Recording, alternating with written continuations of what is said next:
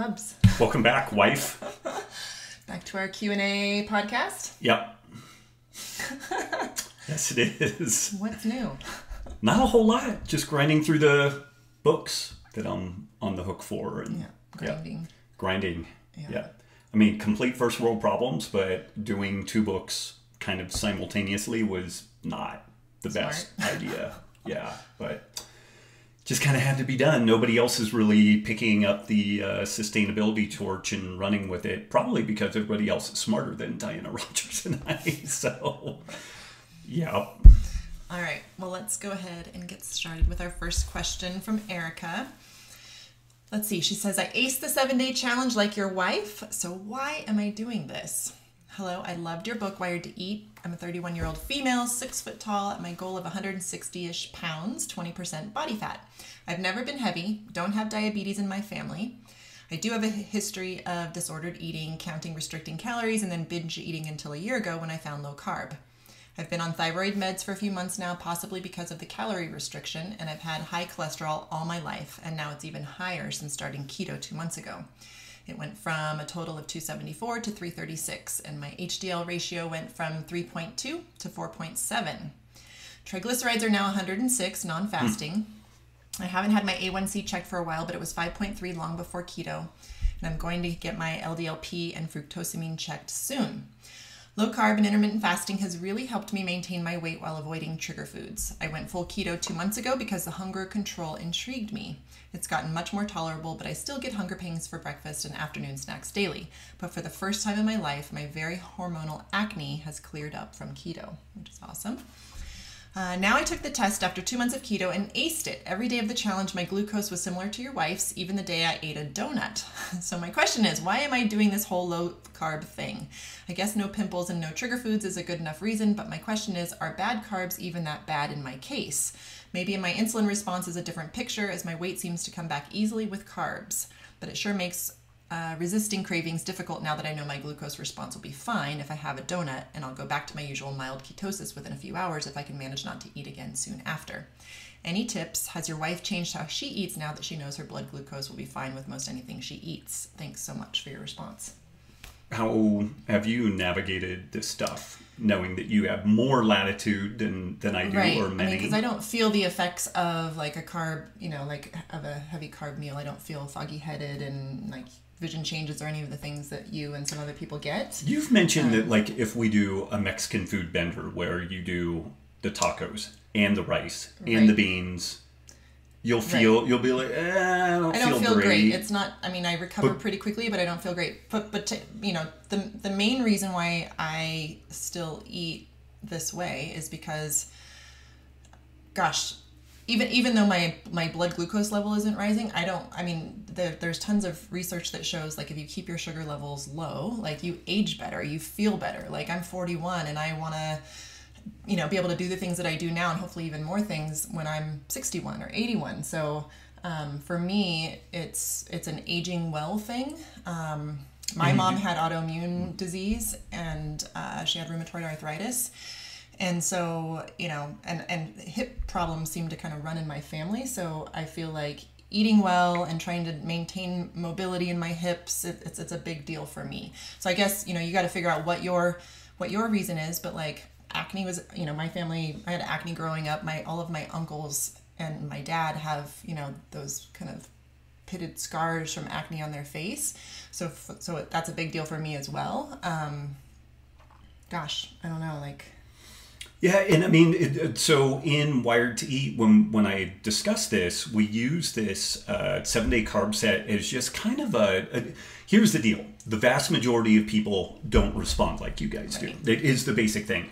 Wired to Eat, ironically, was basically a funnel to move people into a ketogenic diet, but we fucked up by not saying the sneaky way to a ketogenic diet or something like that, because keto is so like hot and everything, and as usual we're like 10 years ahead of what is actually relevant and germane. It was trying to talk about like metabolic flexibility and provide some something other than like completely hard fast lane lines like only do this and go to town. So but the thing is, most people don't respond this way. Even the people who do respond more the way that both of you apparently do. in general, like, what's her name again? Erica. Erica alluded to the fact that she has disproportionately good appetite control doing this now. Luis has talked about how he had disordered eating on both the anorexia and the bulimia side of things, and there's just a disproportionate appetite and kind of like I don't want to spontaneous eating control that occurs on the lower carb side. And lower carb can mean a lot of different things depending on what person we're talking about. It doesn't necessarily have to be keto. That can be different from person to person. I think what it tells you is that if you want to kick your heels up once in a while, it's probably not going to be nearly as catastrophic as what it is for me. I mean, literally, I do something like that and I get blurry vision changes. I feel horrible sometimes for like a couple of days. And it's not from gluten. It's just from like these really crazy blood sugar excursions. Like they get up into the 190s. And there are a lot of people out there in kind of the physique, evidence-based nutrition scene that just fucking dismiss this stuff. And these guys are in my opinion, borderline worthless, heading towards dangerous, in that there's no thought towards like kind of the ancestral context of what a safe blood sugar excursion actually looks like. And some work that Stefan Guyenet did, it suggests that like even an oral glucose tolerance test type story in a metabolically healthy individual is like half the total blood sugar excursion of what we get in most westernized populations, or what we accept as normal. Somebody quoted a number the other day that like it's a major health organization, I'm blanking on the name of it, but it said that fewer than 12% of Americans are metabolically healthy. That's using modern standards. If you use the standard of like ancestral health, I don't think fucking anybody is metabolically healthy at this point. You and maybe Erica and like 2 or 3 other people, like Ido Portal or Juan, maybe, but that's it. Like there's not that many people that they can plow a big plate of tubers or what. And I'm being a little dramatic. There are people that do better or fine on these levels, but a lot of people don't. The vast majority of people don't. So having this tool here is just an opportunity so that people can kind of do a self-check.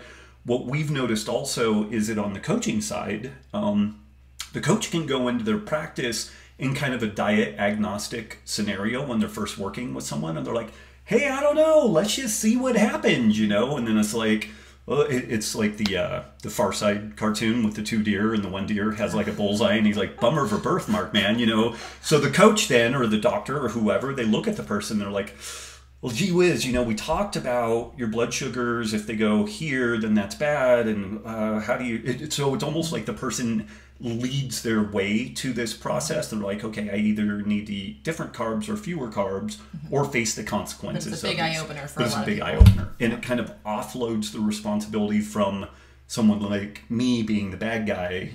Telling you what to do. Telling you what to do. You can actually see, gosh, okay, I don't do well with this. I need to change it. So Erica, that was way out in the weeds. We have a tendency of doing that. Particularly I've noticed that like our first answer is like all over the place and super comprehensive. And then by the last answer, we're like, oh God, just be done with it. But so yeah, I mean, you probably have some more latitude here. It sounds like because of the disordered eating and other things, I would just keep an eye on whether or not, these kicking your heels up sessions, do they lead into problems that then it takes you a while to reel it back in? Or is it, you're out with some friends or some Mexican food, you have some beans, rice, and churro, and you're like, damn, that was great. And then you're just kind of back on point the next day. If you can do that. Some people can't. Some people will have those extra things, and then they want more the next day and the next day and the next day. So again, it's individual too. Incredibly individual. Where you're at with that stuff. Yeah.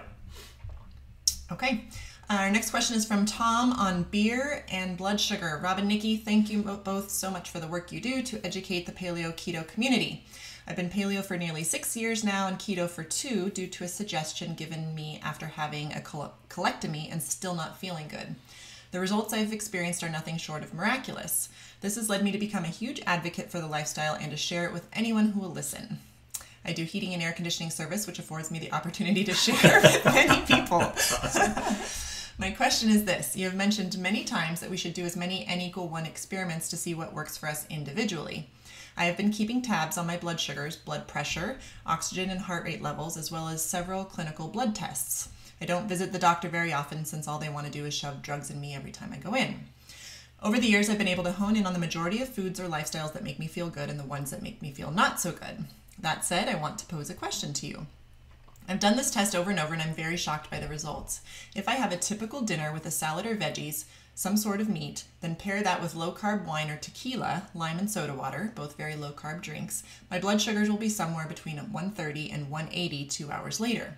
However, if I have beer, typically dark because I prefer the porters and the stouts, and check my blood sugars 2 hours later, I'm usually below 100 and sometimes as low as 80 or 78. I have tested these variables over and over throughout this past year. Yes, I like my drink, and I get the same results. However, I have noticed that the lighter beers, such as ales or lighter IPAs, do not keep my blood sugars quite as low. Do you know of anything that might explain this phenomenon? I have many more questions I would like to ask you, but I'll leave it at this one for now. Again, thank you both for all you have done and are doing to keep this community going. My son keeps telling me that I should start my own blog and podcast to help spread the word about this lifestyle. When he does, I always mention that I have no definable credentials such as yours, so I'm not convinced anyone would even listen to it. So instead, I point him and many others to your podcast and website, along with Chris's and Mark's. You're all very educational and the cornerstones of this community. Keep up the good work. Well, I'll just throw out there that possibly the smartest person I've encountered in this space, and someone that knows metabolism far better than I do, is an HVAC guy, Mike Julian. Mike is a fucking genius. So don't count yourself out, although I think he makes pretty darn good money doing that. And so it mainly keeps the people like myself who are supposed to be experts actually on point with what we're talking about. This is really interesting, and I don't know if Squatchy puts together these batches of questions, and then I read through them, and we try to get some show notes where appropriate.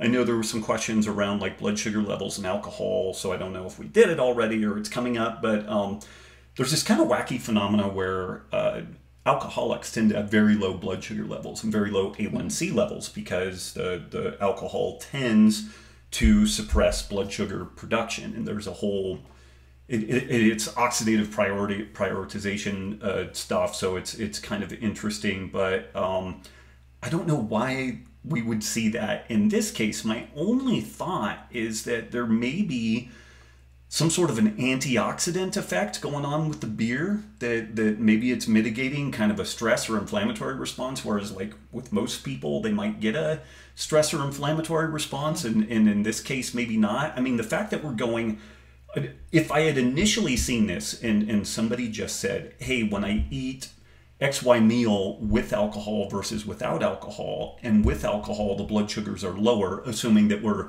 not doing like sugary margarita drinks or something like that, but the alcohol meal is lower, then I would say, oh, this is some of the like alcohol dehydrogenase, oxidative prioritization stuff that happens in the liver. That's not the case. We're comparing alcohol to alcohol, and so I'm kind of guessing on this one that there may be kind of an antioxidant effect with the beer. They do have antioxidants in there, and so it could be, and the darker beers will have more? It will absolutely have more, yeah. So there could be an effect there. I'm actually going to float this one by Chris Masterjohn and see what he has to say on that, but it's perplexing, and I this is definitely like lobbing a dart over the refrigerator and hoping that I get something. So, yeah. Do people lob darts over refrigerators? If you're a kid and you have friends on the other side of the refrigerator, I'm thinking more refrigerator box, particularly because Zoe has been shaking us down for that. This is the literal world that I live in, where like any attempt at an analogy. There's usually a wall or cupboards behind or above, so where does the dart go? Okay, never mind. It's a refrigerator box. Zoe's been shaking us down to get in a refrigerator box so she can, build a castle or whatever she's going to do out of it. And because I'm struggling currently to just string two sentences together, then I kind of failed on that. So, yeah. More coffee and you can launch it in the next one. Moving on to Gregor's question on high morning glucose on a low-carb, high-fat diet. Hi, Rob. I really appreciate what you're doing, and I'm a great fan of your podcasts. I read the transcripts. Anyway, to the point. After I cut off grains, sugar, legumes, and so on, my fasting glucose went high. On average, it is 95 milligrams per deciliter, mostly between 90 and 100. You mentioned this subject in your 385th podcast with Sean Baker, one of my favorite podcasts on your site, but I didn't feel it was fully addressed and explained. I have a graph for about 15 years of measurements here.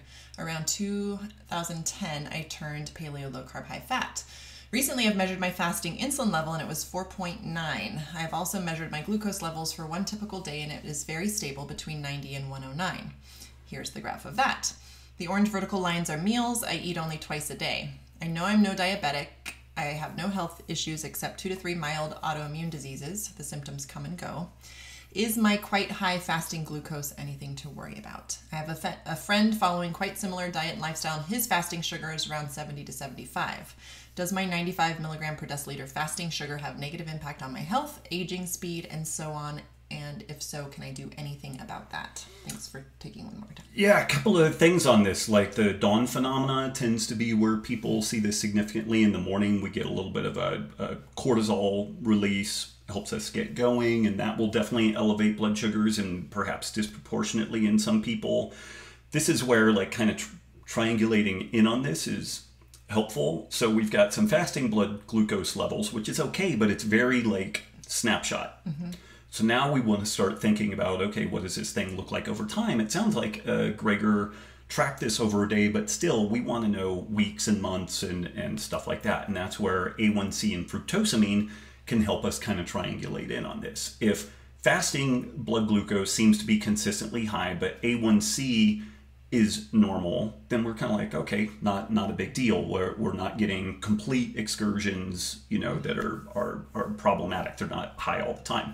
If we have fasting elevated glucose, high A1C, then we start getting concerned, but this is still where we need to fall back onto fructosamine, because the fact that you're eating low carb means that red blood cells can live longer and we can get an artificially elevated red blood cell number from the A1C. So if we had a scenario of high fasting blood glucose, elevated A1C, but a low normal fructosamine, then what that tells us is we're getting some dawn phenomena. The A1C is a consequence of red blood cells living longer, and the A1C is to some degree a little bit the linchpin thing that we're going to look at in that scenario. Beyond that, some people notice, supplementation with electrolytes, particularly sodium, can help this. If we're running a little bit sodium deficient, we tend to have an elevated blood glucose response, and there's all kinds of mechanistic reasons for that. Some people just find that, interestingly, reintroducing 50, 75, 100 grams of carbs ends up, on average, dropping their total blood glucose over time. Because, again, this is something that gets lost repeatedly in the low-carb scene. It's funny. People will freak out about the dangers of too much protein kicking you out of ketosis, but then if they see some elevated blood glucose levels, are like, I'm eating no carbs, so how can my blood glucose go up? But if you are adrenalized, if your sleep is poor, elevated cortisol, then you can have elevated blood glucose levels just from dumping stuff out of the liver. So. Couple of things to do. I would get the A1C and fructosamine and see what those look like. And if both of the A1C and the fructosamine look good, as we described here, then I wouldn't really worry about it. Clearly, you're tracking the pants off this thing, so I would just keep tracking it and make sure it doesn't go anywhere squirrely from there. Beyond that, if you want to try to nudge things, I would definitely make sure that you are 100% on point with your sodium intake. Marty Kendall just did a great piece on this for optimizing nutrition. Maybe I'll try to remember to get that in the show notes. It literally just came out this morning. And then Drink Element, our website talks about that a ton. And then finally, reintroducing some carbs. Those are the things to kind of pressure test this and see which one is working best. Cool. Alrighty. Let's see. Our next question is from Andrea.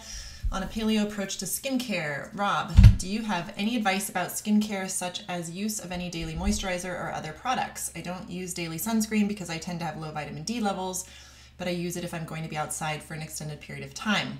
I'm approaching 40 and only use a bit of jojoba oil. I can never know if that's jojoba or jojoba oil as a moisturizer. I wash my face with bar soap, not the antibacterial kind. I'm not sure if my minimalist approach is the way to go. Maybe your wife has some experiences with products for women. Thanks. You do. Who's your fave? Gosh, so I'm like super minimalist with my skincare routine. I'm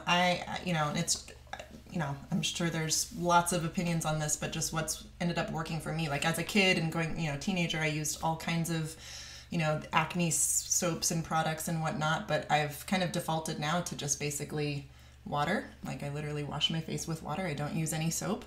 And then moisturizer. And there's two brands that I absolutely love.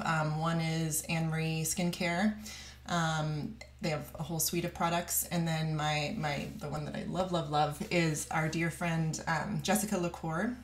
She has a company called Feather Eagle Sky, and her beauty face oil is like it's amazing. Like it smells so good, and it's just all natural. It's rosehip oil, I think, argan oil, maybe some sweet almond oil, stuff like that. But it smells great. It feels good, and like it's one of those things where you put it on in the morning and you inhale, and it just kind of sets your day right. So I think it's a little pheromone too. I get a little frisky after she lathers herself up with that. And she has some sunscreen products as well, so both for face and body on her site. So that's just Feather Eagle Sky, and I highly recommend following her on Instagram. She's just a beautiful person, and like her posts are just amazing. Totally on point. Yeah. Yeah. But that's really all I got, because I don't really, I'm not a makeup person. I tried, but I just fail there. So anyway, I hope that helps, but yeah, I'm 41, and it's for the last, I don't think I've just been using water and kind of some sort of face oil as a moisturizer for years. So.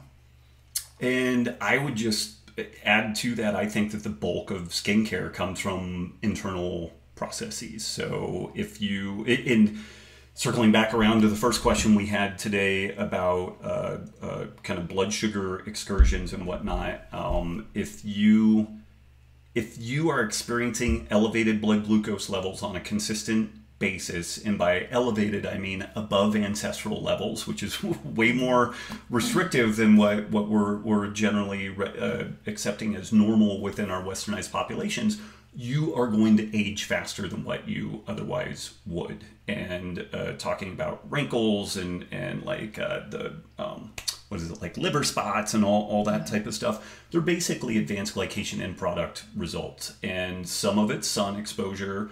A ton of it, though, is glucose kind of caramelizing proteins effectively, and lack of antioxidants, a lack of fasting, a lack of autophagy.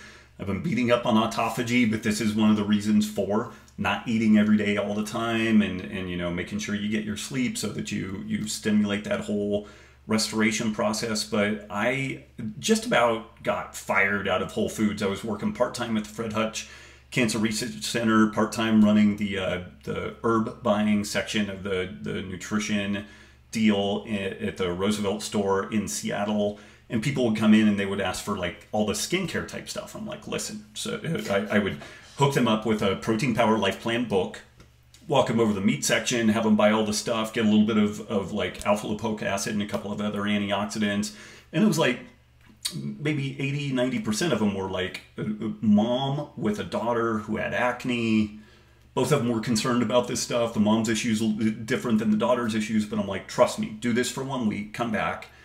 And they were like, oh my God. So they were like eating olive oil and eating kind of low carb and all this stuff. And then the face care person was getting absolutely livid because I wasn't selling any of that shit. And I think that there's good stuff, but it's just disproportionate how much impact the diet and sleep and all that stuff has on the story versus putting something. And think about it, the skin is designed to be largely impermeable to the outside world. Not 100%, but the things that do soak through the skin are lipid-based. It can be a route to getting toxicants into your skin.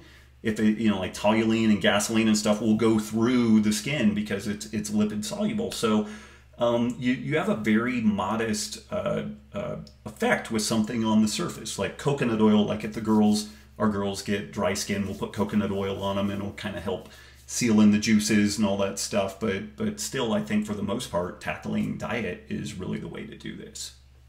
Okay. Let's see. Our last question for today from Jarno? That looks right. From Jarno? Finland. Greetings from Finland. I love your work. Thank you for everything you do.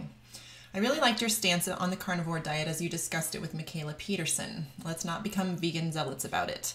I've been eating 70 to 80% carnivore for 6 months and feeling mostly great. Mostly because it's not all great. Which brings me to my question. What is your sentiment about the toxin release from fat tissue during weight loss? Is it real? What does the science say at the moment? Have you heard any connections with joint pain and arthritic pain or nausea with weight loss induced toxin release? I'd love to hear your thoughts. Yeah, I mean, it's interesting. It's one of those things that, again, if you were to pass this one by, like the evidence-based nutrition scene, for the most part, I think that people would scoff at it. But as we just talked about briefly in the previous question, lipid-based toxins go through the skin more effectively. They store preferentially in the fat tissue.